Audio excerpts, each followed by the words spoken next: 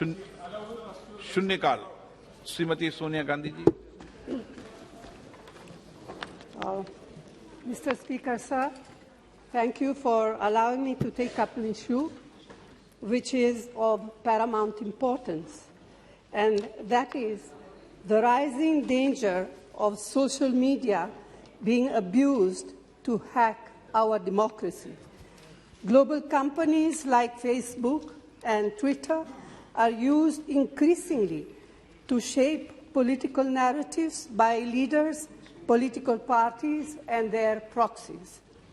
It has repeatedly come to public notice that global social media companies are not providing a level playing field to all political parties.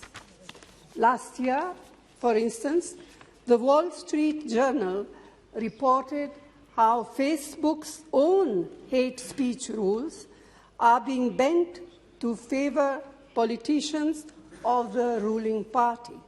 Recently, Al Jazeera and the Reporters Collective have demonstrated how a toxic ecosystem of proxy advertisers posing as news media is flourishing on Facebook, bypassing election laws of our nation, breaking Facebook's own rules, and completely suppressing the voice of those who are speaking up against the government. Sir, the blatant manner in which social harmony is being disturbed by Facebook with the connivance of the ruling establishment is dangerous for our democracy. Young and old minds alike are being filled with hate through emotionally charged disinformation and proxy advertising. Companies like Facebook are aware of this and are profiting from it. These reports show a growing nexus between big corporations, the ruling establishment, आपकी demand क्या है? आपकी demand क्या है? and global social media giants like Facebook. Sir, through you, I urge the government to put an end. Sir, through you, I urge the government to put an end to the systematic influence and interference of Facebook and other social media giants in the electoral politics of the world's largest democracy. This is beyond partisan politics. We need to protect our democracy and social harmony regardless of who is in power. Thank you. Dr. Sukant Majumdar. Thank you sir. मैं इस शून्यकाल में अपने क्षेत्र का एक बहुत ही महत्वपूर्ण इशू आपके नज़र में लाना चाहता हूं कि मेरे क्षेत्र जो एस्पिरेशनल डिस्ट्रिक्ट कहा जाता है उसमें बुनियादपुर में सीपीडब्ल्यूडी का सेंट्रल डिवीजन ऑफिस था।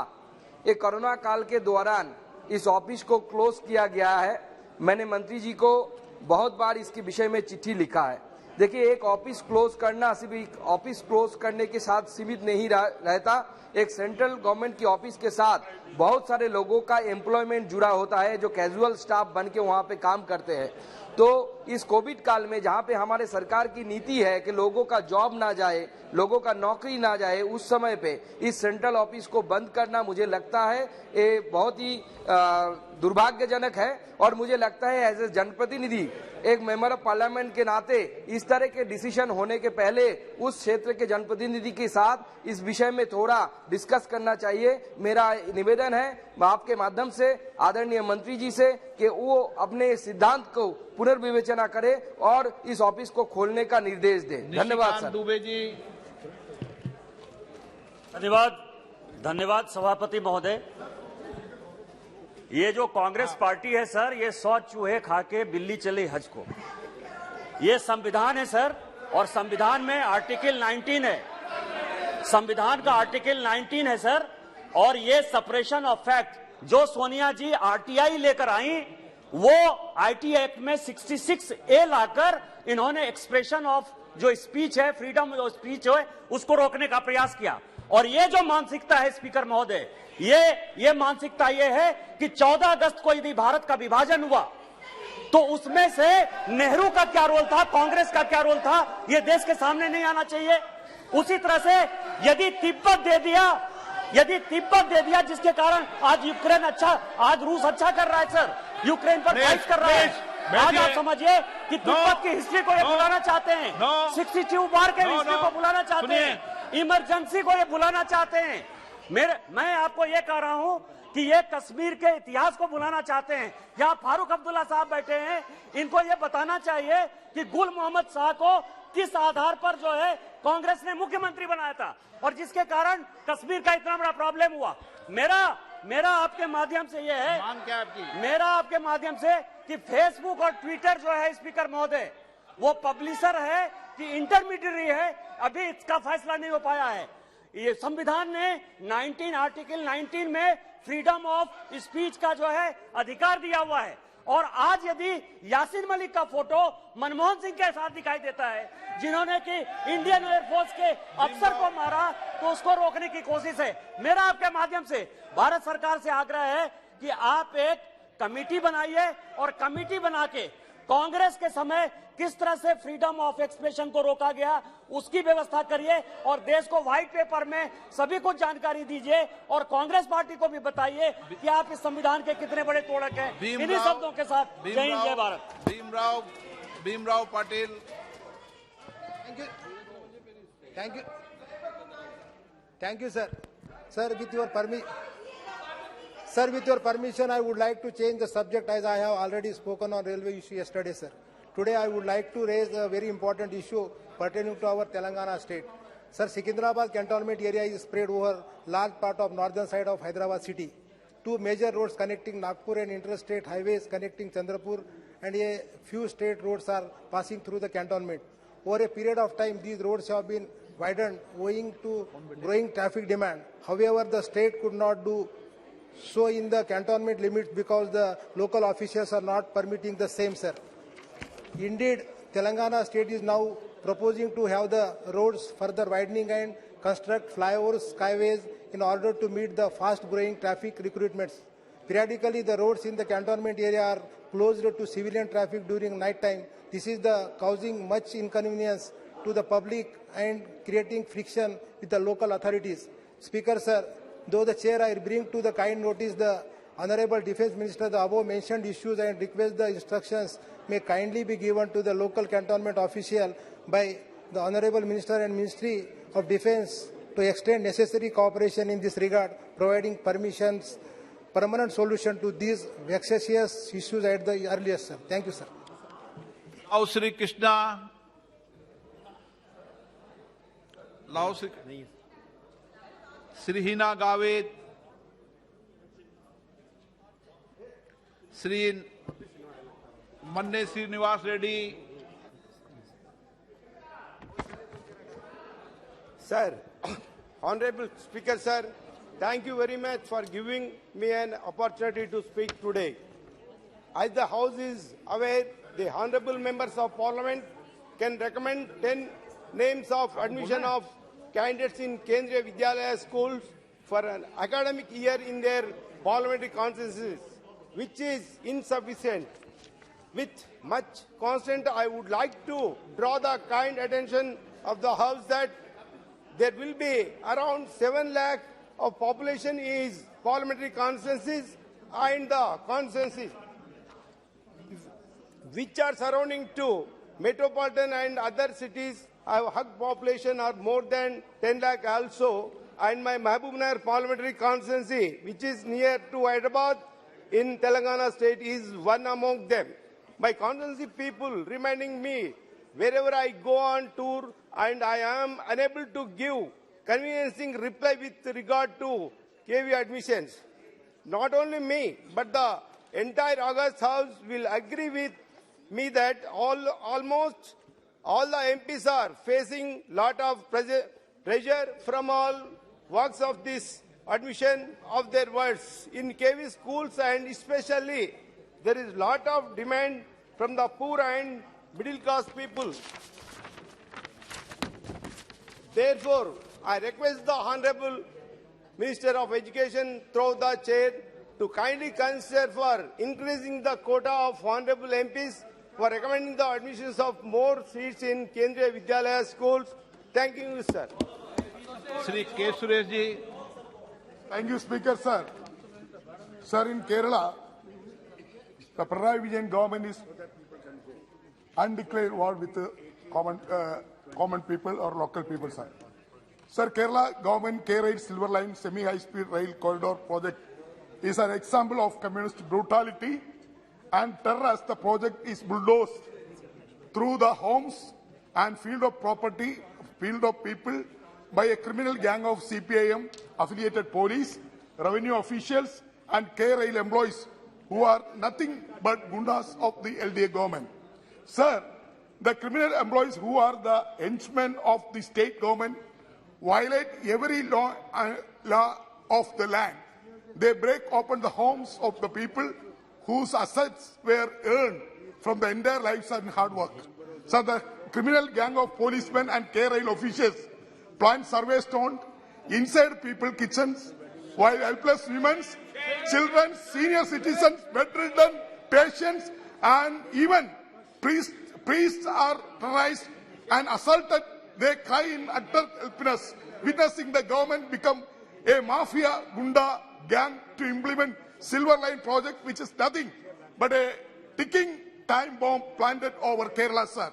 Sir, even properties belong to churches, temples, and places of worship, schools, hospitals are being targeted for acquisition of Silver Line project, which does not hold any permission from the Indian Railways, Government of India, Niti Aayog. Sir, the Silver Line, sir, this is my personally Demand. Yeah. I am coming, sir. Sir, I am describing the incidents what happened in my constituency, sir. Sir, the Silver Line project is a prodigal white elephant with nothing less than 1 lakh crores plus whereas the state government has produced fabricated and fake DPR, whose rosy picture to illustrate it with 60,000 crores as it cost estimated and is painted an environmental friendly project, sir. Sir, I will further explain to how the police and K-Rail goons have terrorized people by referring to an incident in Mulakkuzha village of Chenganur Taluk of my Lok Sabha constituency, Mavelikara. After hearing reports of police and K-Rail officials brutally assaulting women, children, parish priests and elderly people, I reached spot to resolve the issue and save the people of my constituency from the police brutality. But instead of consulting with me, the police and K-Rail officials started abuse and harassed me. They did not even stop their verbal abuse and cast harassment even when they know that I am a member of parliament who represent the people. If such violence is shown against an MP, you can very well imagine what the common people, the women, children and elderly and even priests will have suffer when K-Rail goons knock at their doors like Nazis searching of Jews. The K-Rail officials and corrupt policemen with loyalty, only the CPM and Chief Minister Pinarayi Vijayan are selected for carrying out the mission Silver Line, who terrorize and assault everyone. I must also let the officials and police return to the Waterloo of CPM. Its action will be result creating Nandigram in Kerala. Sir, therefore, sir, I am concluding, sir. Therefore, I am very thankful to sir give me opportunity to raise this very, very emotional issue in my conscience. Sir, I am concluding, sir. Therefore, by taking note of the atrocities and illegal action undertaken by the state government and Pinarayi Vijayan government, I request all the steps be taken Government of India to deny the desist permission of any kind of K-Rail Silver Line project so that the state is saved from the coastal disaster. In this issue, sir, in this subject, sir, I have given a notice for privilege motion. Kindly accept my privilege motion, and I am also among the member of the privilege committee. Kindly forward to privilege committee. Please, I humbly request you, sir. Sir, the undeclared war is going in Kerala, sir. Undeclared war. Russia-Ukraine war is going there. But in Kerala, another similar war is going. Another similar war is going on in Kerala, sir. Undeclared war is going. They are the government of Kerala. Government of Kerala. Sir, government of Kerala, without notice, they are reaching the police and air rail officials, going to their homes and putting the stone. Well, Lao Sri Krishna.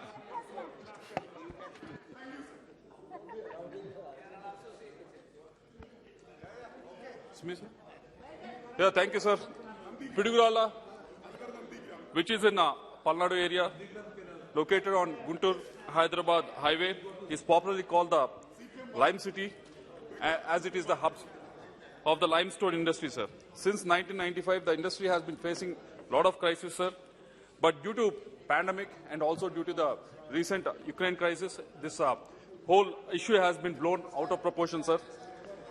A ton of coal is costing right now around rupees 11,200 rupees, sir. But now it is costing, the cost has increased to almost 14,700 rupees, sir.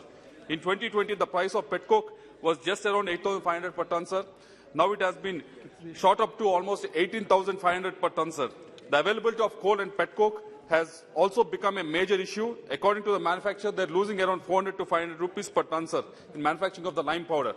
So, respected sir, through you, I request the Minister of Coal to either allocate or subsidize coal for the local manufacturers in Pidugurala so that they will be competitive across the country, sir, because this is the part of Atmanirbhar. So I hope the ministry will take this in a positive way, sir. Thank you very much. Sri S. Ram Lingam. Sir, thank you, sir. The textile and handloom industry in India is the second largest manufacturing industry, which are presently undergoing huge financial stress and closing its all operations mainly due to tax burden. In addition to COVID distress, the government has notified and increased the GST on natural fiber products, including apparels, from 5% to 12%, which might affect the textile manufacturing units in large extent. Due to above-mentioned reasons, the textile exports comprising textile, apparel and handicraft have affected badly. The present unsustainable price rise of cotton yarn has sabotaged the textile industry and affected the livelihood of thousands of workers. Additionally, the union government has brought the levy of 5% custom duty and 5% agricultural imports, which have infrastructure development cess and 10% social welfare cess on both, totaling 11% on cotton imports, which have unprecedented impacts on cotton price. Thus, I have requested the union government to keep the GST rate low and temporarily suspend 11% import duty on cotton yarn for certain time period and take relevant policy decision to safeguard the interest of workers. Kindly extend the subsidy of 5%, which can save millions of small-scale workers. Kindly take some relevant measures to revive the MSME sector and allow them to participate in the procurement process. I humbly request you, sir, the minister to take necessary intervention to control the rising price of cotton yarn. Thank you, sir. धन्यवाद अध्यक्ष महोदय. अध्यक्ष महोदय, सामाजिक सुरक्षितता social security को ध्यान में रखते हुए ईपीएस 95 पेंशन लाभार्थियों ने अपने परिश्रम से देश के विभिन्न संगठनों को मजबूत बनाने में अपना महत्वपूर्ण भूमिका निभाई है और देश के औद्योगिक एवं आर्थिक विकास में प्रमुख योगदान दिया है. देश भर के 65 लाख से ज्यादा लोग ईपीएस 95 पेंशनरों के लिए वर्तमान में दी जाने वाली पेंशन की राशि बहुत ही कम है, जिससे उनकी आजीविका पर नकारात्मक प्रभाव पड़ रहा है और वो मूलभूत स्वास्थ्य सेवाओं से वंचित रह जा रहे हैं. 2018 में श्रम संबंधित सदस्य समिति की रिपोर्ट और ईपीएफओ की संबंधित उच्च स्तरीय समिति की सिफारिश की गई है कि ईपीएस 95 पेंशन योजना के तहत राशि बढ़ाई जानी चाहिए. इसके अतिरिक्त 2013 में कोश्यारी समिति ने भी इस राशि को बढ़ाने का अनुमोदन किया है. मैं सरकार से मांग करता हूं कि ईपीएस 95 योजना के तहत आने वाले पेंशनरों की मांगों पर कार्रवाई करे और इसके लिए केंद्र सरकार ईपीएस 95 पेंशन योजना में आवश्यक परिवर्तित करे. ईपीएस 95 पेंशनरों को और उनके परिवारों को कम से कम 10,000 रुपए प्रति माह की मूल पेंशन दी जानी चाहिए और साथ में महंगाई भत्ता या मुफ्त स्वास्थ्य सेवा प्रदान की जाए, जिससे इस पेंशन भोगियों को इसका लाभ मिले और उन्हें सेवानिवृत्ति के बाद किसी वित्तीय संकट का सामना न करना पड़े। धन्यवाद सर। श्री मनोज तिवारी जी, परबत भाई पटेल,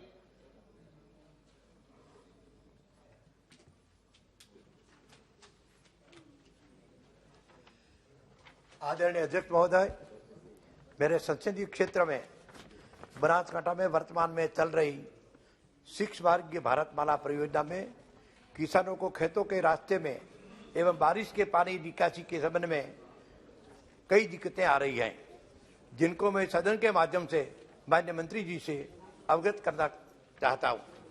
आदरणीय महोदय, जिस किसान के खेत में सड़क गुजर रही है उसका सर्वे नंबर ब्लॉक में 2 हिस्से में सड़क के कारण बन जाता है, उसमें दूसरे हिस्से में जाने का रास्ता कहीं से भी बचता नहीं है। मेरा आपसे आग्रह है कि उसके लिए सड़क के दोनों तरफ सर्विस रोड का प्रावधान रखना चाहिए ताकि किसान अपने खेत में जा सके। आदरणीय अध्यक्ष महोदय, अभी वर्तमान में दोनों साइड सर्विस रोड न रखना कंपनी के ओर से दोनों साइड में प्रोटेक्शन वॉल बनाई जा रही है। मेरा आग्रह है कि वो बंद कर देनी चाहिए ताकि किसान अपने खेत में आवाजाही कर सके, इसके लिए त्वरित कार्रवाई की जाए। ये एक मेरा संसदीय क्षेत्र नहीं, जालोर में भी यही बात चल रही है। आदरणीय अध्यक्ष महोदय, अतः आपके माध्यम से मैं मंत्री जी से अनुरोध करता हूं कि उपरोक्त लिखित समस्याओं को अपने संज्ञान में लेकर जल्द से जल्द हल किया जाए, जिससे किसानों की समस्या का समाधान हो और परियोजना का कार्य भी आगे बढ़ सके। Thank you sir. Shri Srinivas Dada Saheb Patil. Sir, मैं आपका आभारी हूं और होली की शुभकामनाएं आपको देता हूं। मैं मराठी में बात करना चाहता हूं। मराठी अगर है तो, नहीं तो हिंदी में बात करूंगा। बोलो आप मराठी। माझ्या लोकसभा मतदारसंघात सातारा जिल्ह्यात पाचगणी आणि महाबळेश्वर ही थंड हवेची ठिकाणं ब्रिटिश काळापासून गाजलेली आहेत। त्या काळातली लोकवस्ती अतिशय थोडी होती। 10-20 लाखांची लोकसंख्या कदाचित माझ्या जिल्ह्यात असेल, आज ती तिप्पट झाली आहे। भारताच्या सगळ्या क्षेत्रातून पाचगणी येथील जे शाळा आहेत, इंग्लिश मीडियम स्कूल्स आहेत, त्याकरता विद्यार्थी येतात। पण गेले कित्येक वर्ष या भागाचा विकास करण्याकरता पाचगणी आणि महाबळेश्वर नगरपालिकेनं जो मास्टर टुरिझम प्लॅन भारत सरकारने पाठवला आहे त्याच्या कोणत्या प्रकारची दाद घेतलेली नाही आणि त्यामुळे आहे या भागामध्येच सगळ्या योजना राबवाव्या लागतात आणि त्यामुळे येणाऱ्या प्रवाशांना राहण्याची सोय होत नाही। खेळणी, घोडे इत्यादी जे करमणुकीची ठिकाणे ते होत नाहीत। ब्रिटिश काळामध्ये घोड्याच्या पाठीवरून वेगवेगळे पॉइंट्स बघण्याकरता राईड्स होत असत, त्या ढासळलेल्या आहेत, पायऱ्या निखळलेल्या आहेत, घोड्यावर पडण्याची संख्या जो वाढलेला आहे, तेव्हा सामान्य जना परवडेल अशा, खिशाला परवडेल अशा पर्यटनाचा संधी मिळावी म्हणून जो मास्टर प्लॅन दिलेला आहे तो मास्टर प्लॅन लवकरात लवकर मंजूर करून त्या भागातल्या स्थानिक रोजगार करणाऱ्या सर्वसामान्य माणसांना रोजगार मिळावा, फळ विक्री करता यावी, फूल विक्री करता यावी, घोड्यावरनं सवारी करता यावी, याकरता जास्तीत प्रयत्न होण्याकरता आपण यात लक्ष घालावून आपल्या मार्फत आदरणीय वन व परिवहन मंत्र्यांनी ती परवानगी द्यावी, हीच माझी प्रार्थना आपल्याला। आपण मला या आज मराठीत बोलण्याची संधी दिली याबद्दल मी आपलं मनपूर्वक आभारी आहे। धन्यवाद जी।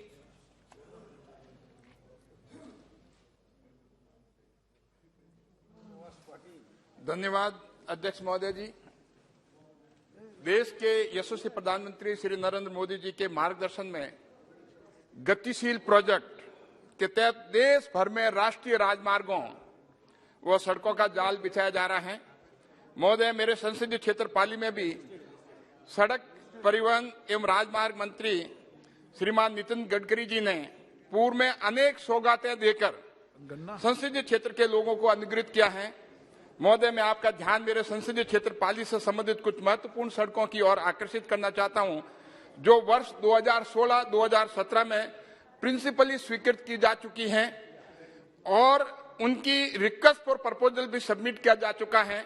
ये सड़क मार्ग हैं सोइला से बालेसर वाया तिवरी ओशिया सड़क 126 किलोमीटर, खारिया NH 25 से रणसी बोरुंदा गोटन होते हुए NH 58 तक 105 किलोमीटर, देसूरी NH 162 से सादरी लुणावा बेरा कागडरा होते हुए पिंडवाड़ा तक 90 किलोमीटर, रोहित NH 62 से आवोर NH 325 तक 82 किलोमीटर, मारवाड़ जंक्शन से कामली घाट तक 50 किलोमीटर, सोजत से सिरियारी एम देसूरी तक 93 किलोमीटर, सांडाराव से बाली होते सादड़ी तक 43 किलोमीटर, जोधपुर बाईपास 61 किलोमीटर, मान्यवर माननीय इस विषय पर चर्चा डिबेट इस विषय पर उस पर डिटेल चर्चा कर लेना। नहीं बस हो गया सर, 2 लाइनें मेरे संसदीय 2 लाइनें रही। मेरे संसदीय क्षेत्र की सभी उल्लेख की सड़कें प्रमुख व्यापार और पर्यटन केंद्रों को जोड़ने वाली महत्वपूर्ण सड़कें हैं, इसलिए इन सड़कों को आर्थिक दृष्टिकोण,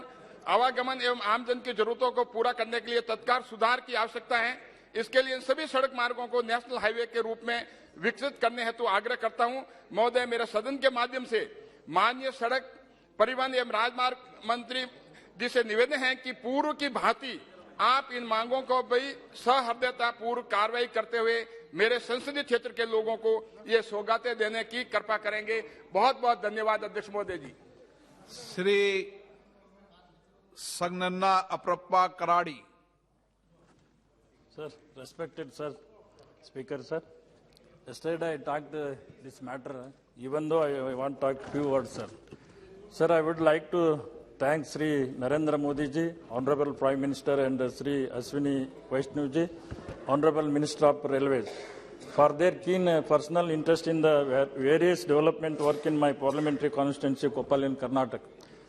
My constituency Koppal comes under the 371J, is a backward district with the over 18 large, 6 medium and over the 100 small scale industries spread from the about 150 rice mills. In 2021, government approved the toys manufacturing cluster, which is the coming in the area of over the 400 acres of land. My constituency is surrounded by the tourists as well as pilgrims places, which attracts the tourists and devotees from the nearby and far off places, also from abroad. Anjanadri Hills is a revered place, which is believed to be birthplace of the Lord Hanuman. World Heritage Place. Happiness is the tourist as well as pilgrimages. Center or the sit out in my constituency due to the influx of the tourists and the pilgrims. The available facilities are insufficient, causing inconvenience in the and discomfort. Through you, sir, I request Honorable Railway Minister upgrading the railway station as Gangavati in Koppal. Through you, sir, I request Honorable Rail Minister of upgrading the railway station in Gangavati, Koppal, various facilities for the comfort of the visiting tourists and pilgrims, which is the turn results in the increase in the number of visitors and the development of the locally available trade and commerce would be highly appreciated. And, sir, one new 35-kilometer length railway line in from the Gangavati to Daroji. It is very essential for trade and commerce purpose. Second one, restart of the Kolhapur Hyderabad Express, train number 11303, 11304 and Hubli Tirupati train 57273, 57274. Two new BG projects has been completed within the March 2024, Gadagwadi and Munrabad to Mehboob Nagar. Request you to start new trains 1 minute between Ayodhya to Kiskinda Gangavati and Hubli to Bidar via Ballari under the Vande Bharatam scheme. Thank you, sir. Sri Pradyut Borodoloi.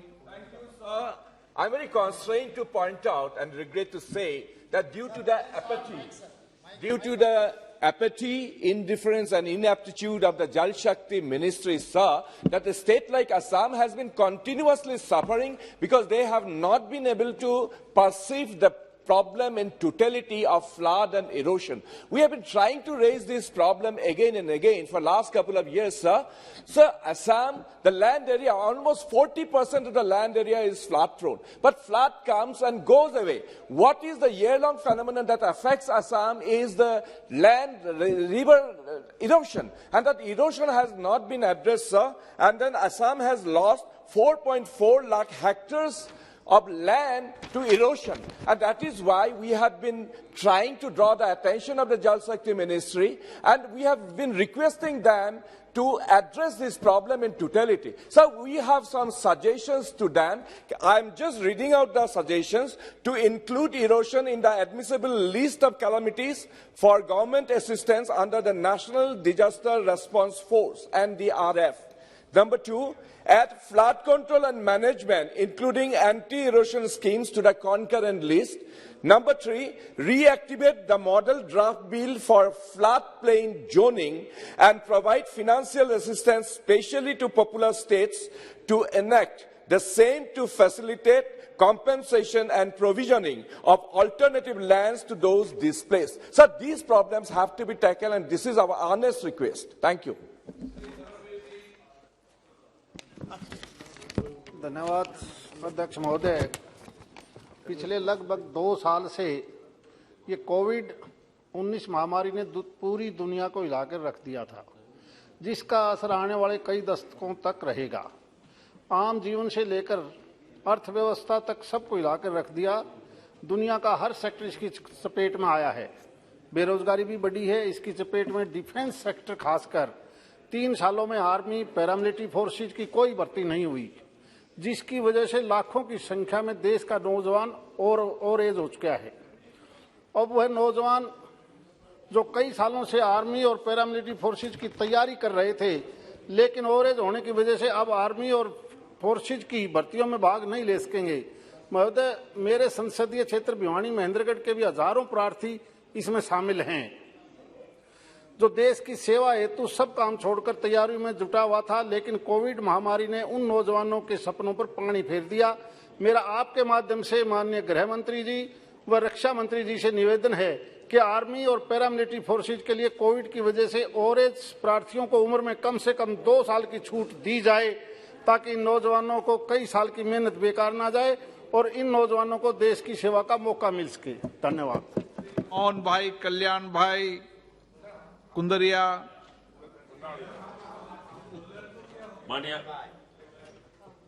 माननीय अध्यक्ष महोदय, मैं आपका माध्यम से माननीय rail मंत्री का ध्यान आकर्षित करना चाहता हूं कि Ahmedabad Darbhanga Sabarmati express, Ahmedabad Varanasi express, Ahmedabad Patna express time table के और आपका ध्यान आकर्षित करना चाहता हूं। सभापति महोदय, सभी ट्रेनों वाराणसी अहमदाबाद पहुंच के रेलवे यार्ड में 22 घंटा तक खड़ी रहती है।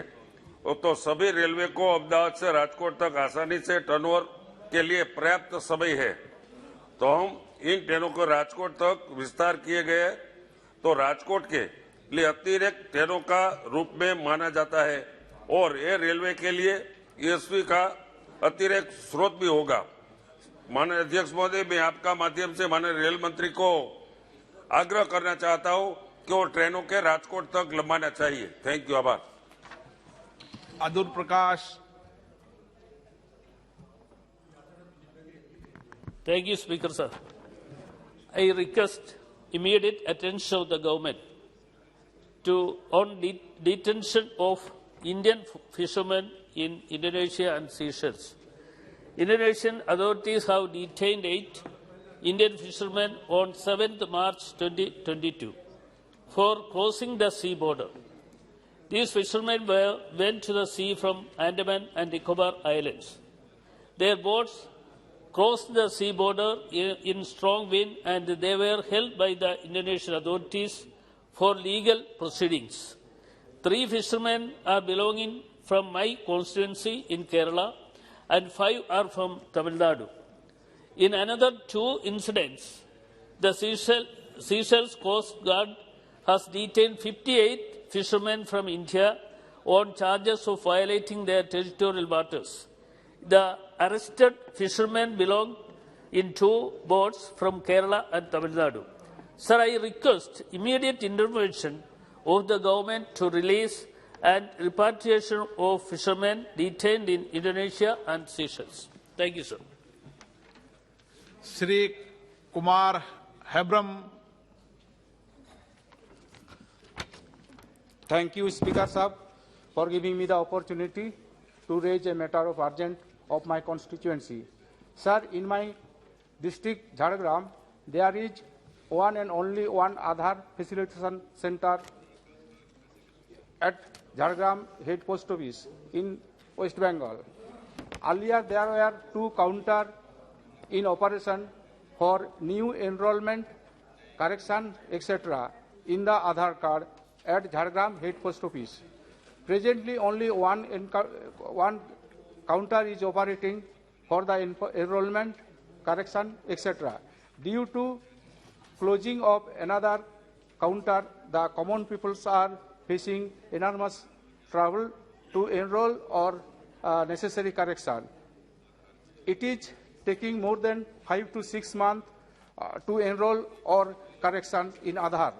It is also mentioned that the pre-formalities for Aadhaar card are being done in a temporary placed table under the staircases.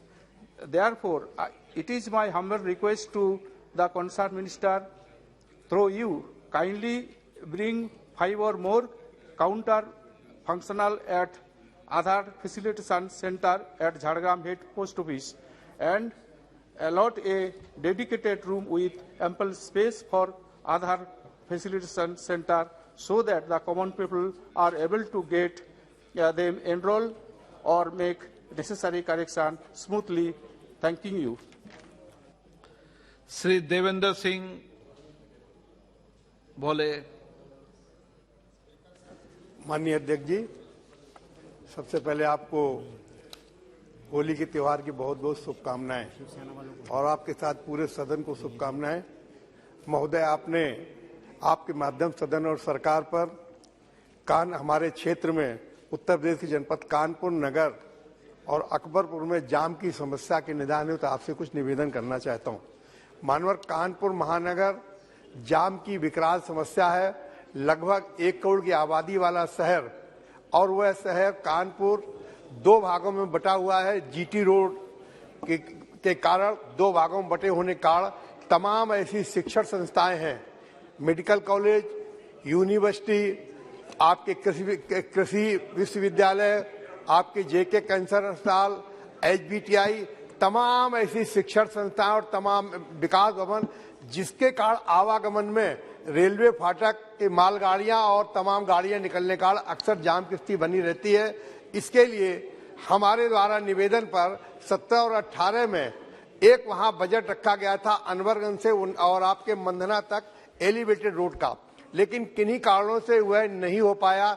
इसके बाद दोबारा मेरे निवेदन पर माननीय पीयूष गोयल जी तत्कालीन रेल मंत्री थे, एक कानपुर में सर्वे हुआ जिसको बिठूर से मंधना और पनकी जोड़ने की बात हुई थी, उसका सर्वे हो गया था, लेकिन वह समस्या आज भी उसी तरीके से पड़ी हुई है और जाम के कारण आए दिन तमाम दुर्घटनाएं, तमाम एम्बुलेंस, अस्पतालों में जाने वाले लोगों को कठिनाई होती है। आपसे निवेदन है कि पुनः माननीय रेल मंत्री से निवेदन है, वैसे मैंने कल इस विषय को सदन में रख दिया था, लेकिन चूंक 0 आवर में डाल चुका था पहले, इसलिए मेरा निवेदन है कि इस पर संज्ञान लेते हुए इस पर एक समुचित कार्रवाई करके निजात दिलाने की कृपा आपके माध्यम से होगी। डॉक्टर श्रीकांत एकतानाथ शिंदे। धन्यवाद अध्यक्ष जी कि आपने मुझे शून्यकाल में अपनी बात रखने का मौका दिया। भारत सरकार ने महाराष्ट्र में 44 खेलो इंडिया केंद्रों की स्वीकृति दी है और मेरे लोकसभा क्षेत्र जो है वो सबर्बन इलाका है और वर्तमान में हमने अंबरनाथ में एक शूटिंग रेंज बनाई है जो अंबरनाथ नगर पालिका के माध्यम से बनाई है और उसमें से अभी प्रशिक्षण लेके 15 लोग जो है नेशनल्स के लिए क्वालिफाई कर गए। तो ये जो एमएमआर रीजन में मेरा जो लोकसभा चुनाव क्षेत्र पड़ता है, मुंबई एमएमआर, ये दिन ब दिन जो है आबादी बढ़ती जा रही है और मेरा चुनाव क्षेत्र जो है उसका लोकेशन एडवांटेज और अवेलेबल इंफ्रास्ट्रक्चर को देखते हुए अगर यहाँ पर खेलो इंडिया सेंटर फॉर एक्सीलेंस जिसमें मल्टी डिसिप्लिनरी स्पोर्ट्स कॉम्प्लेक्स बनाया जाए तो वहाँ पर और उसी के साथ में मुंबई और महाराष्ट्र से जो खिलाड़ी आते हैं उनको एक अच्छा प्लेटफॉर्म मिल सकेगा और भविष्य में राष्ट्रीय और अंतर्राष्ट्रीय स्तर पर प्रतियोगिता जैसे ओलंपिक्स, कॉमनवेल्थ और एशिया गेम्स में देश के लिए सर्वश्रेष्ठ प्रदर्शन वो कर सकेंगे। तो मेरे चुनाव क्षेत्र में एक खेलो इंडिया केंद्र की स्थापना हो, ऐसी मैं मांग करता हूँ। धन्यवाद। श्री श्रीरंग आपा बाड़ने। धन्यवाद अध्यक्ष महोदय जी। देश में बहुत से ऐसे प्रतिभावान खिलाड़ी नेमबाजी और तीरंदाजी में अपने खेल का प्रदर्शन करते। इसमें गांव देहात के गरीब खिलाड़ी भाग लेते। इसमें प्रतिभा की कोई कमी नहीं होती। इन खेलों में इस्तेमाल होने वाली किट दूसरे खेलों से महंगी होती है।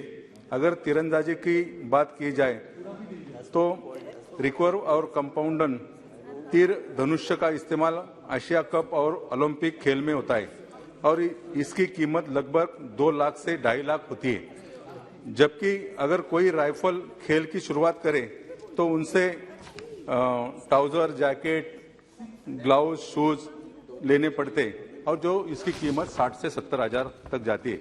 राइफल की कीमत 2.5 लाख से लेकर 10 लाख तक होती है और पिस्टल की कीमत 4 लाख से लेकर 5 लाख तक होती है। इस प्रकार हर खेल की किट ज्यादा से ज्यादा कीमत होने के कारण गरीब प्रतिभावान खिलाड़ी इसको नहीं ले पाते। कई सारे खिलाड़ी हमारे पास भी आते जो इस खेल में मदद मांगने आते। महोदय, हमारे इतने बड़े देश में खिलाड़ी को सुविधा नहीं होने के कारण ओलंपिक और अन्य प्रतियोगिता में खिलाड़ी मेडल नहीं ले पाते। मैं आपसे मांग कर रहा हूं कि केंद्र सरकार खासकर खेल मंत्रालय से ऐसे गरीब खिलाड़ी को मदद की जाए जबकि वो देश के लिए खेले। धन्यवाद। श्री मनोज तिवारी जी।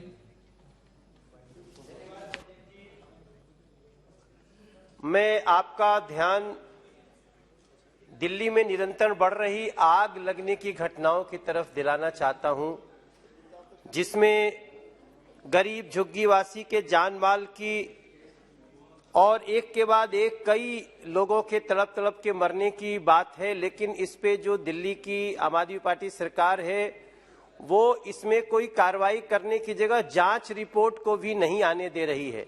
मैं अगर 3 लाइन में बताऊं तो यहां 2018 जनवरी में 17 लोग की दर्दनाक मौत हो गई थी सर। 2019 में एक आग में 17 लोग, 2019 में ही 43 श्रमिक एक ही कमरे में जल के मर गए जिनको अवैध बिजली का कनेक्शन दिया गया था। अभी 2 दिन पहले 7 लोग मर गए अध्यक्ष जी, और ये जांच की रिपोर्ट नहीं आने दे रहे हैं। तो मेरा आपके मार्फत ये कहना है कि दिल्ली सरकार इस पे रोकने की कार्रवाई करे और जो जांच रिपोर्ट आ रही है उसको दे, उसको छुपाए नहीं। और उसमें कई गरीबों के बेटियों की शादियों के लिए इकट्ठा किया सामान जल गया, उनको कोई मुआवजा भी नहीं मिल रहा है। इस पे कुछ कार्रवाई करे दिल्ली सरकार, ये आपसे प्रार्थना। डॉक्टर हिना गावित। धन्यवाद अध्यक्ष महोदय, आपने मुझे मेरे संसदीय क्षेत्र के एक महत्वपूर्ण विषय को उठाने का मौका दिया। मेरे संसदीय क्षेत्र में नेशनल हाईवे 753B जो कि शेवाड़ी, नंदुरबार, तड़ोदा, अंकलेश्वर ये हाईवे मेरे क्षेत्र से होके गुजरता है। इस हाईवे का जब सैंक्शन हुआ और डीपीआर बनाने का काम शुरू हुआ तब पीसीयू इंडेक्स जो कि पैसेंजर कार यूनिट इस हाईवे पे बहुत कम था और जिसके कारण 4 लेनिंग का प्रपोजल नहीं बना और थोड़ा सा कम विड्थ का नेशनल हाईवे सैंक्शन हुआ। लेकिन डीपीआर बनने के कुछ महीने बाद तापी नदी पर हाथोड़ा गांव के पास एक बहुत बड़ा ब्रिज बना है, जिसके बाद इस रोड पर ट्रैफिक भी बढ़ रही है और पीसीयू इंडेक्स 18,000 से ज्यादा हो गया है। नेशनल हाईवे 4 लेनिंग बनाने की जो गाइडलाइंस मिनिस्ट्री ने तय की है उसके गाइडलाइंस के अनुसार अभी ये 4 लेनिंग के लिए ये रास्ता हो सकता है और ये हाईवे पे रोज 2 से 3 बड़े एक्सीडेंट्स होते हैं। तो आपके माध्यम से मैं केंद्र सरकार से यह मांग करती हूं कि नंदुरबार और तलोदा ये जो स्ट्रेच है नेशनल हाईवे 753B पर इसका 4 लेनिंग सैंक्शन हो और जल्द से जल्द काम शुरू हो। धन्यवाद। श्री सुशील कुमार सिंह। धन्यवाद अध्यक्ष जी। मैं आपके माध्यम से सदन और भारत सरकार के माननीय रेल मंत्री का ध्यान अपने संसदीय क्षेत्र औरंगाबाद बिहार के कुछ स्टेशनों पर महत्वपूर्ण गाड़ियों के ठहराव और एक नई गाड़ी नई दिल्ली और मुंबई के लिए चलाने की मांग करना चाहता हूं। महोदय, हमारे संसदीय क्षेत्र का जिला मुख्यालय का जो सबसे नज़दीक और प्रमुख स्टेशन है अनुग्रह नारायण रोड, रफीगंज, जाखिम, फेसर, गुरारू, गया और नबीनगर रोड स्टेशनों पर गाड़ियों के ठहराव की मांग मैं करता हूं। महोदय, अनुग्रह नारायण रोड पर महोदय माननीय सदस्य से मैं आग्रह करना चाहूंगा कि आप भी सदस्य हैं, आप भी मेंबर हैं, मैं भी मेंबर हूं। जब कोई एक मेंबर बोले तो आप भी बोलेंगे तो मैं आपको डिस्टर्ब नहीं करूंगा। नहीं, क्षमा मांगने की बात नहीं है, कोई बात नहीं, कोई बात नहीं, इसलिए कि समय कम होता है, उसी समय में अपनी बात पूरी करनी होती है। महोदय, अनुग्रह नारायण रोड स्टेशन पर दिल्ली से सियालदह के बीच चलने वाली सियालदह राजधानी के ठहराव की मांग आपके माध्यम से मैं माननीय रेल मंत्री जी से करता हूं।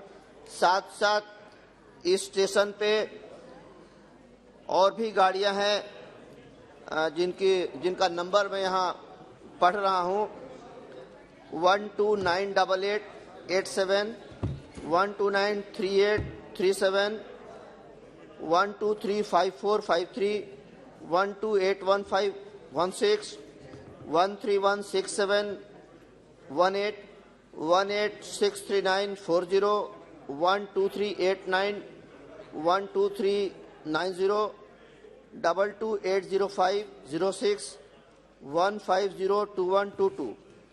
इन गाड़ियों का ठहराव अनुग्रह नारायण रोड स्टेशन पर, रफीगंज स्टेशन पर 1232122, 1230708, जाखिम स्टेशन पर 1334950, 1239798, 1315152, 130010, फेसर स्टेशन पर 1301009, 1315251, गुरारू स्टेशन पर 1335049 और नबीनगर रोड स्टेशन पर Sasaram Ranchi fast intercity express के ठहराव की मांग मैं आपके माध्यम से करना चाहता हूं। साथ ही सबसे देर से दिल्ली पहुंचने के लिए एक गाड़ी है जिसका नाम हमसफर एक्सप्रेस है। इसकी संख्या 12349, 12350 है, जो गोड्डा से नई दिल्ली के लिए चलती है। इन गाड़ियों के ठहराव के साथ साथ मैं धनबाद से गया अनुग्रह नारायण रोड स्टेशन होते हुए नई दिल्ली और मुंबई के लिए एक एक नई गाड़ी, चाहे वो वंदे भारत के रूप में हो, दुरंतो के रूप में हो या किसी रूप में हो, एक सुपर फास्ट एक्सप्रेस ट्रेन की मांग चलाने की मांग मैं आपके माध्यम से करता हूं। Shri Ram Mohan Naidu ji. Thank you, Honorable Chairman, sir, for giving me the opportunity to speak in 0 hour. Sir, this is a state issue, sir. Our Honorable Chief Minister of Andhra Pradesh, before the 2019 elections, has promised the people of Andhra Pradesh that there is going to be a total ban on the sale of liquor in the state, sir. But after becoming the Chief Minister, sir, ban on the sale, this has not happened. But on the contrary, what is happening right now, sir, the AP state government itself is doing business, sir, liquor business. And cheap liquor brands have been created by the cronies of the ruling government of Andhra Pradesh. And because of this, the prices of liquor have exponentially increased also, sir. And it has also led to the creation of liquor mafia and black marketing of liquor in the state of Andhra Pradesh. And this has also led to severe adulteration in the creation of liquor also, sir. And as a consequence, the consumption of illicit liquor has risen alongside consumption of dangerous substitutes to liquor, which is like hand sanitizers and other products, sir. And what is interesting here, sir, a government which says that it is going to prohibit it's going to ban the total sale of liquor, it is earning 16,500 crores just by the sales of liquor, sir. So, and the most important point, sir, recently, because of the consumption of spurious liquor, 18 people have died in Jangareddy Gudem in West Godavari district, sir. This is how serious the issue is. Our honorable leader, Nara Chandrababu Naidu garu, went and visited the victims' families, spoke to the doctors there, and the doctors are suggesting that this number could rise in the coming days also. So it's not going to end here, sir. I would like to put this issue in the notice of the central government because it is related to the health of the people of Andhra Pradesh, and if this black mafia, liquor mafia is left unchecked, it's going to lead to serious problems in the state of Andhra Pradesh. I once again request the central government to look into this issue. Thank you very much, sir. महोदय, आपने मुझे आखिर में at least बोलने का मौका दिया। Ballot में मेरा नाम सबसे ऊपर तीसरे नंबर पे था, तो लेकिन उसके बावजूद क्योंकि मैं एक महत्वपूर्ण मुद्दा यहाँ उठाना चाहता था। मान्यवर काशीराम जी की जयंती थी, कल 88 जयंती थी। उन्होंने इस समाज को, बहुजन समाज को इकट्ठा करके जागरूक करने का काम किया और हमारी ये मांग है कि उनको भारत रत्न दिया जाना चाहिए। तो मैं कल भी ये बात उठाना चाहता था। मैं विषय पर आना चाहता हूं। मुझे उम्मीद है कि सरकार इसको ध्यान में लेगी और मान्यवर काशीराम जी को भारत रत्न से अवार्ड करेगी। मान्यवर, मैं सभापति महोदय, मेरा जो विषय है, मेरे क्षेत्र में जो बिजली के तार हैं, आप जाते होंगे NH9 पर नेशनल हाईवे बन गया और नेशनल हाईवे के ऊपर पावर ग्रिड कॉर्पोरेशन की बड़ी लाइन जा रही है और वो लाइन जो है किसी भी वक्त हादसा हो सकता है।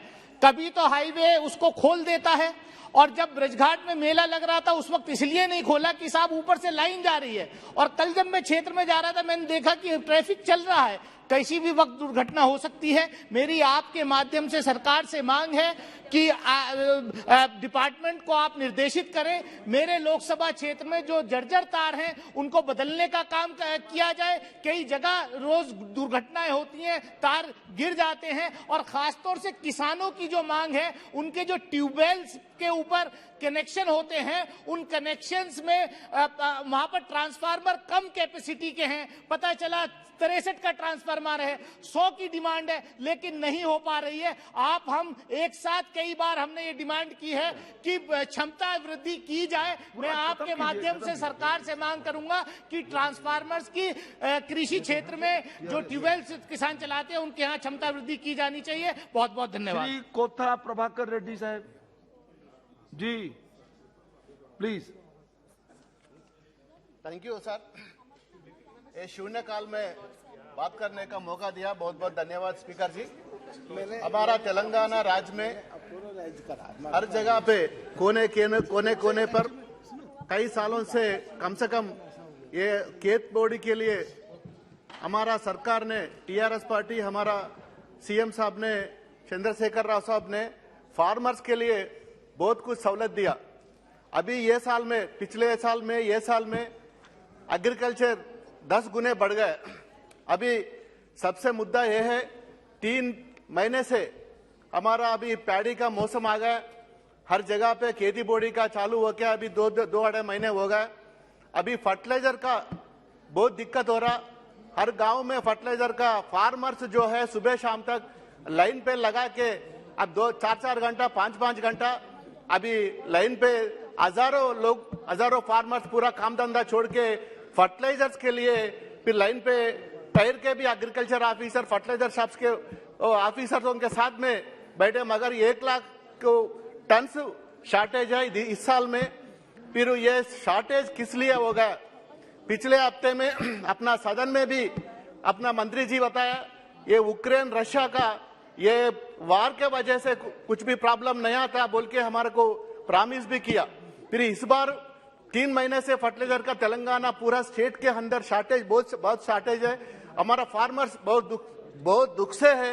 ये इमीडिएटली ये फार्मर्स के लिए हमारा फर्टिलाइजर के बारे में तुरंत फिर 1 लाख टन शॉर्टेज है, वो शॉर्टेज छोड़ के और 1 लाख फिर टन का रिक्वायरमेंट है, 2 लाख टन का रिक्वायरमेंट है पूरा स्टेट के अंदर। पूरा हमारा स्टेट में सारे 90% ऑफ द। माननीय सभापति महोदय, वर्तमान में देश आजादी का अमृत महोत्सव मना रहा है, जिसमें सरकार द्वारा अनेक राष्ट्रवाद से प्रेरित कार्य किए जा रहे हैं। इसी परिप्रेक्ष्य में मैं आपसे अनुरोध करता हूं और माननीय मंत्री जी से कि मेरे संसदीय क्षेत्र बालाघाट के अंतर्गत मेरे गृह जिला सिवनी मुख्यालय में अंग्रेजी शासन काल में निर्मित पुरानी जेल है। इस जेल में तत्कालीन समय में आजादी में अपना सर्वस्व त्याग करने वाले अनेक विभूतियां रही हैं, जिसमें सिवनी में स्थित पुरानी जेल में हम सबके पूजनीय सम्मानीय द्वितीय सरसंघ चालक श्री गुरु गोलवलकर जी, सुभाष चंद्र बोस जी, शरद चंद्र बोस जी, आचार्य विनोबा भावे जी, पंडित द्वारका प्रसाद मिश्र जी, काका कालेलकर जी, अभ्यंकर जी सहित अनेक ऐसी विभूतियां उस जेल में 55 विभूतियां उस जेल में निरुद्ध रही हैं 1932 से आजादी के वर्ष तक। वर्तमान में इस जेल भवन में कन्या महाविद्यालय अस्थायी रूप से संचालित हो रहा है। आपसे आग्रह है कि पुरानी संचालित कन्या महाविद्यालय को अन्यत्र स्थानित करते हुए इस पुरानी जेल का जीर्णोद्धार करते हुए इन महान विभूतियों की प्रतिमा स्थापित की जाकर उनके जीवन व्रत अंकित करते हुए स्मारक बनाया जाए। इन अमर विभूतियों की याद में जिला सिवनी में स्थित पुरानी जेल को इन अमर विभूतियों की स्मारक बनाया जाता है तो यह इन अमर विभूतियों को सच्ची श्रद्धांजलि होगी। इसलिए आग्रह है कि सिवनी स्थित पुरानी जेल का आजादी में अपना सर्वस्व न्यौछावर करने वाले अमर विभूतियों की याद में स्मारक बनाया जाए। धन्यवाद। श्री दुर्गादास उइके जी। आदरणीय सभा का आभार व्यक्त करता हूं, आपने लोकहित के मुद्दे पर विचार अभिव्यक्ति का अवसर प्रदान किया है। माननीय अध्यक्ष जी, मेरा लोकसभा क्षेत्र मध्य प्रदेश में सतपुड़ा की सुरम्य वादियों में स्थित है। समूचा क्षेत्र इमारती लकड़ियों, सागौन, शीशम से लेकर दुर्लभ वन औषधियों के लिए प्रसिद्ध है। माननीय सभापति जी, मेरा लोकसभा क्षेत्र जनजाति वर्ग के लिए आरक्षित है। महोदय, लंबे अरसे से वन माफियों द्वारा धड़ल्ले से चोरी छिपे वनों को नष्ट किया जा रहा है। भारी क्षति पहुंचाई जा चुकी है। ऊंची ऊंची पर्वत श्रेणियां वृक्षों से मुक्त हो चुकी हैं। सभापति जी, आपके माध्यम से केंद्रीय वन मंत्रालय से प्रार्थना करता हूं कि वन माफिया के खिलाफ सख्त कार्रवाई की जानी चाहिए। सभापति जी, आपके माध्यम से भारत सरकार को सुझाव देना चाहता हूं कि वन संरक्षण अभिवर्धन की दिशा में आगामी 10 वर्षों तक शासकीय और शासकीय स्तर पर वनों की कटाई पर रोक लगाने की आवश्यकता है, ताकि वन नैसर्गिक रूप से पल्लवित पुष्पित विकसित हो सकें तथा मानव जीवन एवं प्राकृतिक संसाधनों को बचाया जा सके। आपका बहुत बहुत धन्यवाद सभापति जी, आपने बोलने का अवसर दिया। जय हिंद। मान्य सदस्यगण, काफी संख्या में सदस्य शून्य प्रहर में बोलना चाहते हैं। 1 मिनट में कृपया कर अपनी बात पूरी करिए, केवल 1 मिनट, ठीक है जी, नहीं तो मैं दूसरा नाम बोलूंगा। श्री गिरीश चंद्र जी।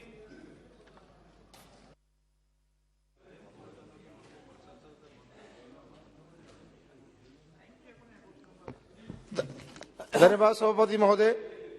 महोदय, आपके माध्यम से सरकार के संज्ञान में लाना चाहता हूं कि उत्तर प्रदेश में साक्षर भारत मिशन योजना के अंतर्गत वर्ष 2010, 2011, 2012 में प्रदेश की 50,563 ग्राम पंचायतों में 2 शिक्षा प्रेरक एवं महिला एवं 1 पुरुष चयन मेरिट के आधार पर ग्राम लोक शिक्षा केंद्र पर किया गया था। महोदय, इनका काम केंद्रों की मॉनिटरिंग करना तथा ग्राम पंचायतों में 15 वर्ष से ऊपर के निरक्षर व्यक्तियों को साक्षर करने के साथ साथ उन्हें सरकार द्वारा चलाई जा रही विभिन्न कल्याणकारी योजनाओं का लाभ दिलाने का था। शिक्षा प्रवर्तकों ने उत्तर प्रदेश में 60% से 80% साक्षरता पर दर पहुंचाने में बड़ी जिम्मेदारी से 8 वर्षों तक काम किया। उसके बाद भी वर्तमान सरकार के द्वारा 31 मार्च 2018 को बिना किसी सूचना के उन्हें बर्खास्त कर दिया गया। महोदय, आपके शिक्षा प्रेरक मानदेय धनराशि जो 35 से 40 महीने तक बकाया है, जिसका अभी तक सरकार द्वारा भुगतान नहीं किया गया है, अब उन्हें अपने परिवार को जीविकोपार्जन करने में परेशानी हो रही है। मेरी सरकार से मांग है कि साक्षर भारत मिशन की योजना के अंतर्गत सभी कार्यरत शिक्षक प्रेरक एवं ब्लॉक समन्वयक को पुनः बहाली की जाए और उनका बकाया मानदेय भुगतान किया जाए। बहुत बहुत धन्यवाद। Shri C.N. Annadurai ji. Honorable Chairperson, sir, I would like to draw the attention of Honorable Minister of Chemical and Fertilizers towards severe shortage and rampant hoarding and black marketing of fertilizers throughout the country and especially Tamil Nadu. Farmers are running from pillar to post and the productivity of various crops is declining. Since, sir, the present government aims at doubling the income of the farmer, therefore, it is necessary that government must take on priority basis suitable action to ensure the continued supply of fertilizers at the subsidized rate. Thank you. Shrimati Sharmishtha Sethi. Thank you, sir. Sir, MP-led guideline para 4.7 and 4.10 clearly state that the balance of MP-led funds left by the predecessor MP of Lok Sabha would be passed on to the successor MP. The workshop MP-led shall be completed within the 18 months from the date of dissolution of Lok Sabha. Sir, in my constituency, that is Jashpur, in the state of Odisha, the MP-led account of my predecessor is yet to be closed despite lapse of timeline due to non-receipt of full amount from Government of India, and works recommended by my predecessor could not be completed as work order were not released due to non-availability of funds. Sir, when the MP-led was suspended for the financial year 2020 and 21 and 22, I requested the Ministry of Statistics and Program Implementation for clarification in this regard and release of funds, so that the amount, including the interest accrued to my predecessor account, can be utilized for the developmental activities of my constituency. But I am yet to get any response from the Ministry. Sir, I humbly request the Honourable Minister, through you, sir, to look into the matter and issue necessary clarifications, instructions to the authorities concerned to release the funds accordingly. Shri Karti Chidambaram ji. Technology creates new opportunities, and today we have something called the gig economy. And a gig worker is somebody who has a non-traditional relationship between the employer and employee because of technology. In India, there are 15 million workers in the gig economy, and it is bound to grow to 25 million and perhaps to even 100 million in the long term. And there are companies which are valued in billions which operate in this gig economy. Companies like Swiggy, Dunzo, Zomato, Uber, Ola, they're all valued in billions of dollars. Their valuation is based on a principle called TAT, turnaround time. The shorter the turnaround time of them providing the service, the greater the valuation is. So we have delivery companies which promise delivery of either food or groceries or any products within 10 minutes and 30 minutes. But this delivery is done by workers who are not employees of the company, who are driving a two-wheeler, which is a personal vehicle, but are doing a commercial delivery and carrying a huge weight in their pillion, in the carrier or in the pillion seat. But there is no protection for these workers. There is no classification whether these vehicles are meant for commercial delivery, and insurance companies refuse to give compensation if there is an accident. And there has been an accident and there have been fatalities. In Zomato, a person called Salil Tripathi died while making a delivery. So these delivery companies need to be regulated. They can't have these unrealistic and unreasonable delivery times, which is putting the life of these workers in great peril. So I urge upon the government to come up with some guidelines and also some protection of all the workers in the gig economy. Thank you. Thank you, sir. Chairman, sir. Sir, Tamil Nadu has always been a state which is very peaceful, and we celebrate communal harmony and faith. But for the past few years, there is a new kind of politics called dead body politics has started in Tamil Nadu. And particularly, there is an IPS officer who is a retired IPS officer who had come to Tamil Nadu from Karnataka. His work is to create tension in each one of the death of young kids who commit for suicide. He connects with the minority communities. Christians and Muslims are connected to any kind of deaths which happens, and they create a lot of nuisance, and they try to divide the society, and they spread a lot of wrong information about the death of that kid, which is putting a lot of divisions in the society. It has been in Madurai district also, it has happened, Tanjavur district also it's happened. I request through you, sir, the Honorable Prime Minister should intervene, and he should tell to his party men not to do this kind of cheap politics. Shri V. Komti Reddy. Thank you. Thank you, Speaker sir. ये तेलंगाना का गंभीर समस्या है सब. ये Musi project का जो हैदराबाद से क्रॉस होके ये प्यूर तेलंगाना रिवर है सर. विकाराबाद में शुरू होके थ्रू पोचमपल्ली, रंगारेड्डी डिस्ट्रिक्ट से नलगोंडा से फिर कृष्णा रिवर में मिल जाता है. पूरा हैदराबाद का untreated drainage water mixing in that Musi river, it goes So along with 150 kilometers in my constituency and other constituency also, 1 crore people is suffering with all lung diseases, polluted air, ये drainage कोई sewerage plant बनाया ना बीच में नहीं बनाया sir. जितने बार request करे ये हाउस में मैं भी 2-3 बार रिक्वेस्ट करा, हमारा स्टेट गवर्नमेंट को रिक्वेस्ट करा, मैं आपके बारे भारत सरकार को रिक्वेस्ट कर दूं, नमामि गंगा कैसा ऑनरेबल प्राइम मिनिस्टर साहब क्लीन करके ऐसा कर रहे, वैसा नहीं करेंगे तो 1 करोड़ पब्लिक का हेल्थ खराब होगा सर। इसके बाद में जो फार्मा इंडस्ट्रीज है वो लोग भी अनट्रीटेड वाटर को इसमें छोड़ देंगे साहब, इसीलिए पूरे तेलंगाना पूरा गंदे हो गए साहब। Thank you. और एक बार रिक्वेस्ट कर दूं भाई, thank you sir. Shri Virendra Singh ji. महोदय, मैं एक बहुत ही महत्वपूर्ण विषय का ध्यान आकृष्ट करना चाहता हूं। मैं बलिया लोकसभा से आता हूं। अभी पिछले दिनों मैं 2 शहीदों के मूर्ति का अनावरण करके आया हूं, विजय शंकर पाल और मनोज सिंह का। विजय शंकर पाल का जन्म स्थान हल्दी के निकट हांसनगर में है और मनोज सिंह का जन्म स्थान चितबड़ा गांव के है। मैं दोनों जगह भारत सरकार से मांग करता हूं कि उनके शहीद स्थल को विकसित करने के लिए जो भारत सरकार ने योजना बनाई है वहां विकसित करने की व्यवस्था की जानी चाहिए। सभापति महोदय, मेरा सौभाग्य है कि मैं पिछले भदोही लोकसभा में भी था, वहां भी एक शहीदों की लंबी कतार थी, 22 लोग कच्ची फांसी में झूल गए थे, वहां मैंने शहीद स्मारक बनवाया था। और बलिया भी 1942 में आजाद हो गया देश, 47 में आजाद हुआ। बलिया में भी शहीदों की एक लंबी कतार है। तो मैं आपके माध्यम से मांग करना चाहता हूं कि विजय शंकर पाल और मनोज सिंह के नाम पर वो जो सड़क है उनके सड़क पर नामकरण करना चाहिए और उनके शहीद स्थल को जहां उनकी मूर्ति बनी है उसको विकसित करने की योजना जो सरकार ने बनाई है अविलंब उस पर काम शुरू होना चाहिए। Shri Gurjeet Singh Aujla ji. Thank you speaker sir. Speaker साहब, मैं जो पिछले दिनों यूक्रेन और रशिया के युद्ध में हमारे जो विद्यार्थी फंसे थे उनको लेने के लिए भी वहां पोलैंड तक गया हूं। सर, सबसे पहले तो दुख की बात यह है कि हमारा एजुकेशन सिस्टम बहुत नीचे है कि हमारे जो विद्यार्थी हैं एक छोटे से कंट्री में जाकर एमबीबीएस की एजुकेशन ले रहे हैं। ये पहले बड़े शर्म की बात है, दुख की बात भी है। पहले तो सरकार से ये निवेदन है कि हमारे स्कूल का एजुकेशन, हमारे इंडिया का एजुकेशन सिस्टम थोड़ा बढ़िया कीजिए ताकि विद्यार्थी यहाँ रह सके। सर, मैं जब वहां गया तो वहां देखने को मिला कि बहुत विद्यार्थी जो हैं वो सरहद पार से पैदल आ रहे हैं, उनके पांव सूजे हुए हैं।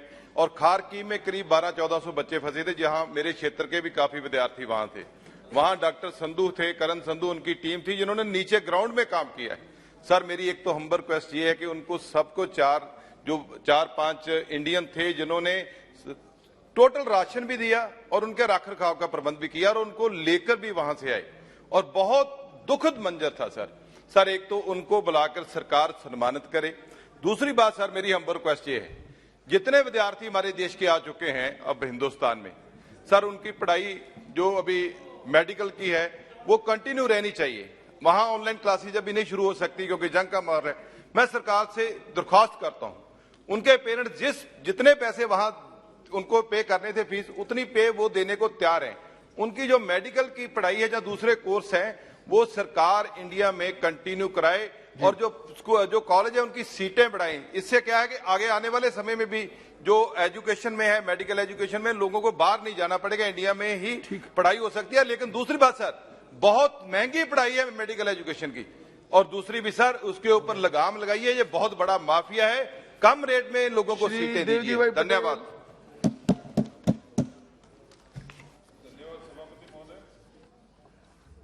सभापति महोदय, पिछले खरीफ 21 में राजस्थान में बारिश बहुत कम हुई थी।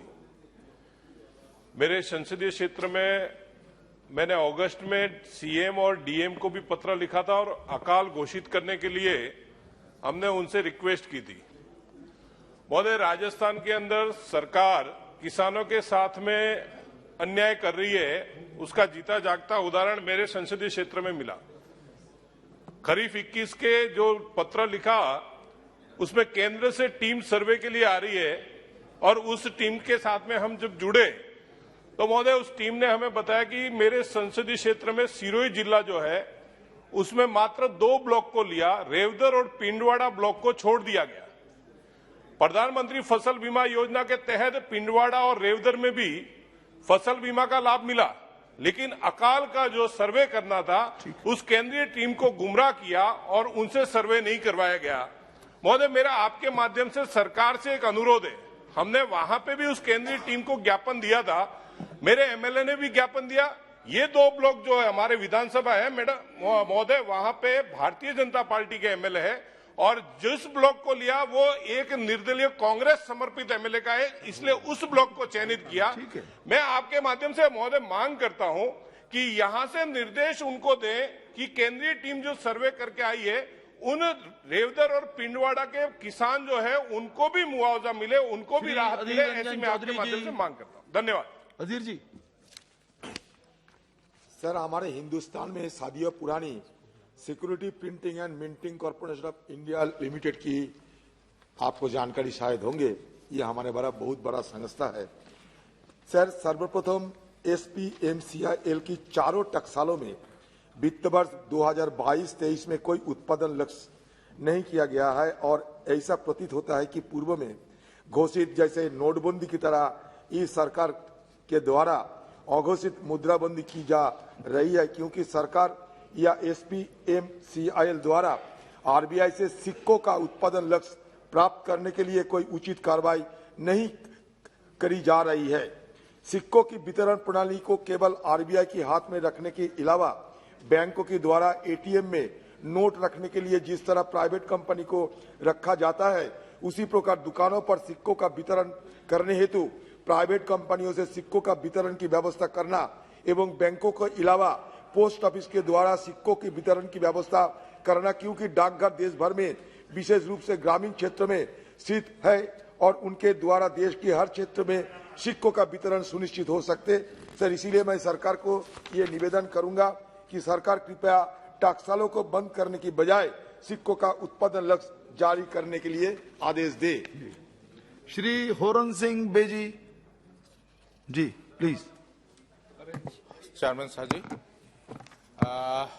मैं आपके माध्यम से रेलवे मंत्री जी को आग्रह करना चाहूंगा कि मेरा जिले के डिस्ट्रिक्ट हेडक्वार्टर डिफू में पहले राजधानी एक्सप्रेस जो दिल्ली से डिब्रूगढ़ तक जाता है उसका स्टॉपेज था, लेकिन जब कोरोना या इसके बाद अभी तक स्टॉपेज नहीं मिला, इसलिए लोगों का बहुत तकलीफ हुआ कि इसलिए मैं आपके माध्यम से मंत्री जी से आग्रह करना चाहूंगा कि जल्द ही जल्द ये व्यवस्था करें। धन्यवाद सर। भारती सयाल जी, डॉक्टर भारती जी,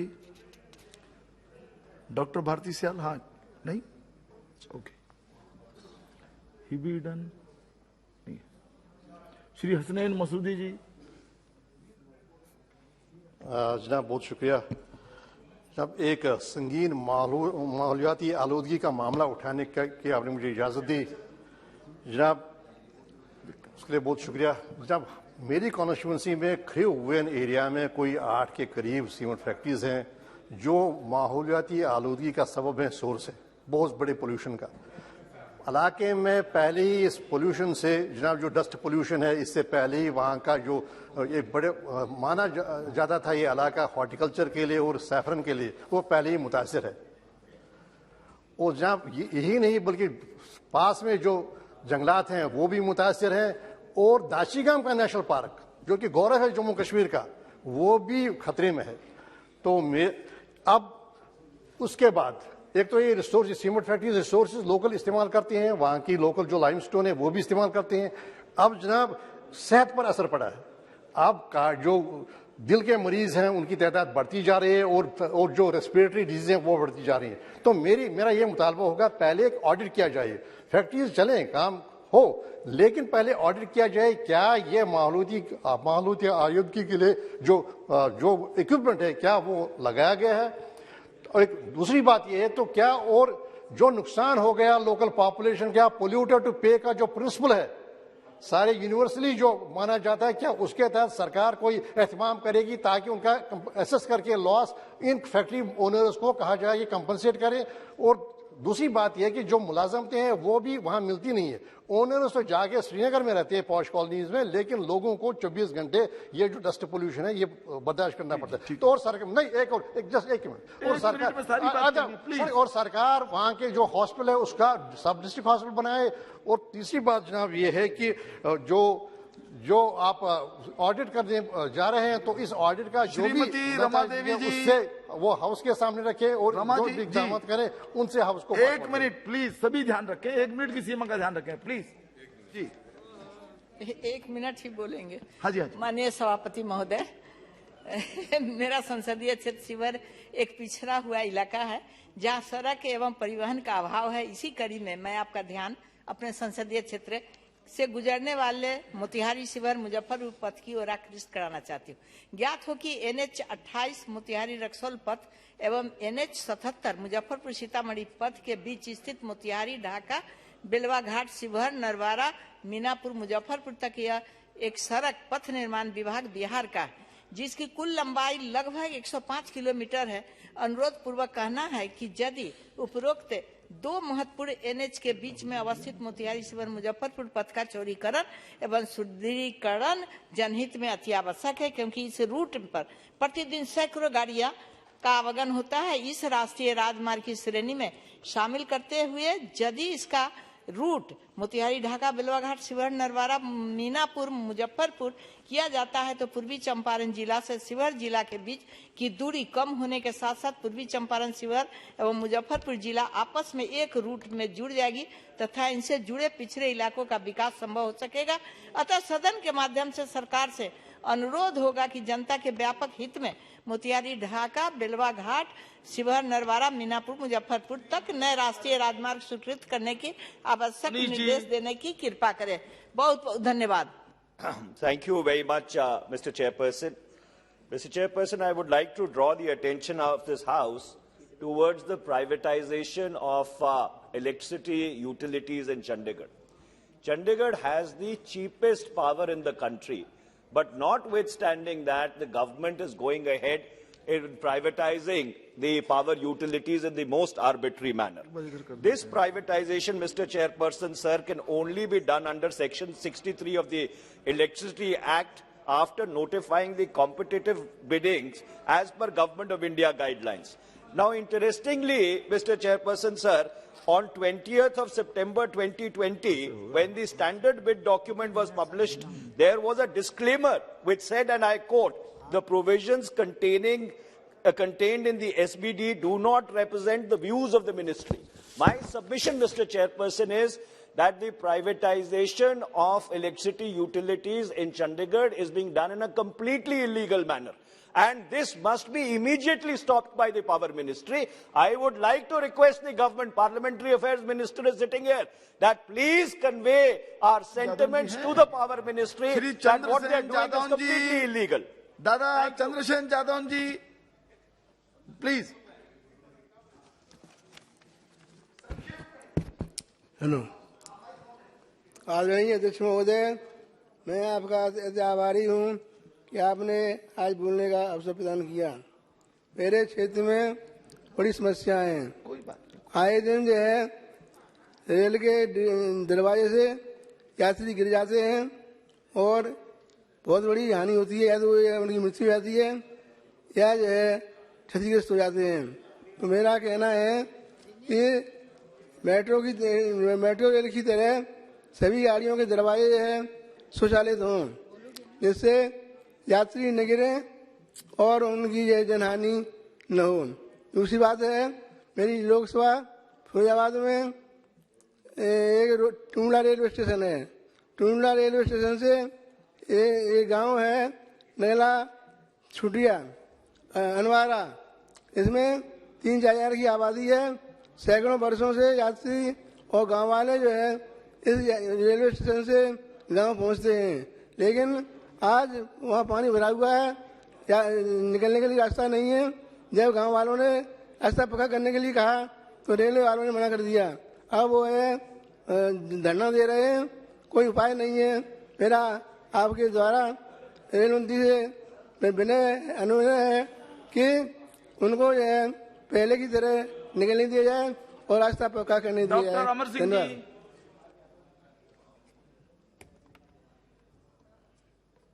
धन्यवाद सभापति जी। मैं आज मेरी फतेहगढ़ साहब कंस्टिट्यूएंसी में बहुत दिनों से मैं रिक्वेस्ट कर रहा हूं, लिखा पढ़ी कर रहा हूं नेशनल हाईवे अथॉरिटी से और मंत्री जी से। 3 सर नेशनल हाईवे हम मांग कर रहे हैं। एक है बसी पठाना फतेहगढ़ साहब जो सरहद मतलब सरहद और पटियाला, और दूसरा हम मांग कर रहे हैं खन्ना मलेरकोटला रायकोट जगरांव, और तीसरा नवा शहर राहों माछीवाड़ा समराला खन्ना और लुधियाना। सर ये सारे वो है जो हिस्टोरिकल टाउन्स को और वो सेंट्रल पंजाब में कनेक्ट करते हैं नेशनल हाईवेज को।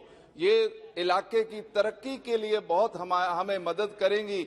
इसलिए मैं बार बार निवेदन करता हूं, आज 0 आवर में भी निवेदन कर रहा हूं माननीय मंत्री जी को आपके माध्यम से कि इन तीनों नेशनल हाईवेज डॉक्टर को Bharti Sial ji. Thank you sir. जी सर, मेरा भावनगर का एयरपोर्ट बहुत ही पुराना है। पहले बोइंग भी वहां चला करता था। सर, कुछ टाइम पहले एयर इंडिया की भावनगर मुंबई से एक फ्लाइट चली। बाद में स्पाइस जेट की भावनगर मुंबई, भावनगर सूरत और भावनगर दिल्ली की भी एक फ्लाइट चली जिनका इनॉग्रेशन माननीय मंत्री जी ने किया।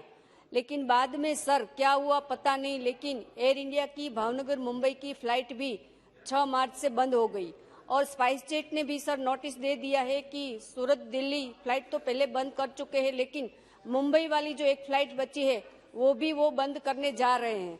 सर, भावनगर मुंबई और भावनगर सूरत ट्विन सिटी जैसा व्यवहार है। अगर ये फ्लाइट भी बंद हो जाएगी तो हमारे एयरपोर्ट से एक भी फ्लाइट नहीं चलेगी। हमारा एयरपोर्ट का ही कोई महत्व नहीं रहेगा। हमारा भावनगर और अगल बगल के 3 डिस्ट्रिक्ट का डेवलपमेंट ठप हो जाएगा। मेरा आपके माध्यम से सेंट्रल गवर्नमेंट से अनुरोध है कि भावनगर मुंबई, भावनगर सूरत और भावनगर दिल्ली के लिए कोई भी एयरलाइंस या तो एयर इंडिया की एक फ्लाइट चलाई जाए। धन्यवाद सर। श्री राहुल शिवाले जी।